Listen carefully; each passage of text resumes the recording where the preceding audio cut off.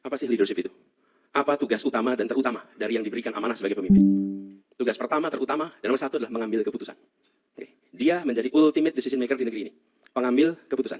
Karena itu, yang kita harus ketahui adalah bagaimana cara seseorang mengambil keputusan. Karena cara mengambil keputusan ini yang akan berdampak kepada urusan-urusan yang kita miliki macam-macam. Saya sampaikan ini di awal, Bapak sekalian, sebagai gambaran bagaimana kita bicara visi misi. Mengambil keputusan. Jadi saya mau sampaikan bagaimana kami mengambil keputusan ketika bertugas di Jakarta. Ada 4 dimensi dalam mengambil keputusan. Satu, keputusan itu harus memberikan atau mendasarkan kepada sebisa mungkin prinsip keadilan. Ini nomor satu, ultimate. Yang kedua, dia harus bisa diharapkan memenuhi kepentingan publik, public interest. Ketiga, dia keputusan itu sebisa mungkin menggunakan data, ilmu pengetahuan, common sense, dan objektivitas. Keempat, merujuk kepada undang-undang, regulasi, konvensi. Oke? Urutannya begitu mengambil keputusan. Seringkali kita ambil keputusan itu urutannya balik. Nomor satu, undang-undang dulu, peraturan dulu. Nah, banyak aturan kita yang tidak masuk akal. Banyak aturan kita yang conflicting. Banyak aturan kita yang tidak sesuai dengan evidence di lapangan. Karena itu saya sampaikan urutannya 1, 2, 3, 4. Nah, ini dianggap sepele Bapak Ibu sekalian soal bagaimana mengambil keputusan itu. Sampai kapan manusia modern diingatkan dengan prinsip ini ketika kemarin terjadi pandemi Covid. Pada saat kejadian pandemi Covid, seluruh dunia, semua pemimpin dibenturkan sebagai sebuah kenyataan. Bagaimana mengambil keputusan dengan informasi yang sangat minim. Oke? Di situ ada pimpinan yang mengandalkan ilmu pengetahuan, ada pimpinan yang tidak mempercayai ilmu pengetahuan. Ada yang menggunakan metode ilmiah, ada yang tanpa. Ada yang memikirkan unsur keadilan, ada yang tidak. Ada yang memiliki public interest, ada yang tidak. Itu Bapak sekalian, ujiannya di masa krisis, bukan di masa normal.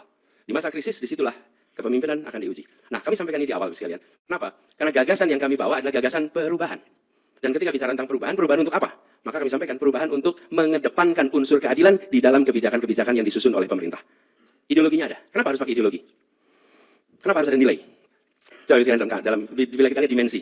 Ada nilai sebagai sumbu vertikal, dan ada manfaat dari sumbu horizontal. Oke? Kita selalu ingin mengambil keputusan yang secara nilai benar, secara manfaat baik. Tapi dunia tak selalu seperti di dalam dunia akademik. Nah, dunia akademik selalu tidak nyaman berada di luar kuadran itu. Oke, ketika harus ambil keputusan benar, tapi tidak baik konsekuensinya. Atau baik, tapi tidak benar. Ini dua kuadran ini judgment. Tapi kuadran yang terakhir, tidak benar, tidak baik, ini jangan pernah dimasuki ini.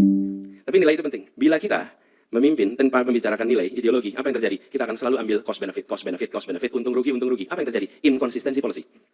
Kebijakan inkonsisten karena tidak ada patokan ideologi atau nilai. Dalam urusan ini yang diuntungkan, dalam urusan ini, inilah yang kemudian membuat kita sering disebut sebagai pragmatis.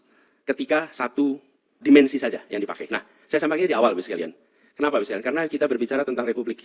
Kalau saya memimpin 20 orang, maka saya akan tugaskan tiap orang, Anda tugasnya ini, si A, si B, si C, si D, dan seterusnya dengan masing-masing tugas. Karena saya pimpin 20 orang. Ketika saya memimpin 200 orang, maka saya bikin struktur organisasi, saya bikin SOP, saya bikin target-target perolehan tiap-tiap unsur dalam 200 orang itu. Kemarin saya memimpin Jakarta, pegawainya saja itu hampir 200.000 orang, 180.000, 190.000 orang yang saya pimpin. Pada saat itu, saya tidak bisa menugasi orang satu-satu, dan saya tidak bisa hanya sekedar mengandalkan struktur organisasi, tapi saya harus menggunakan value sebagai rujukan bagi semua pemimpin. Apa nilai yang dipegang, sehingga kepala dinas, kepala badan, kepala semua itu menggunakan itu sebagai pegangan. Dan saya katakan nilainya adalah keadilan sosial bagi seluruh rakyat Jakarta. Itu nilainya.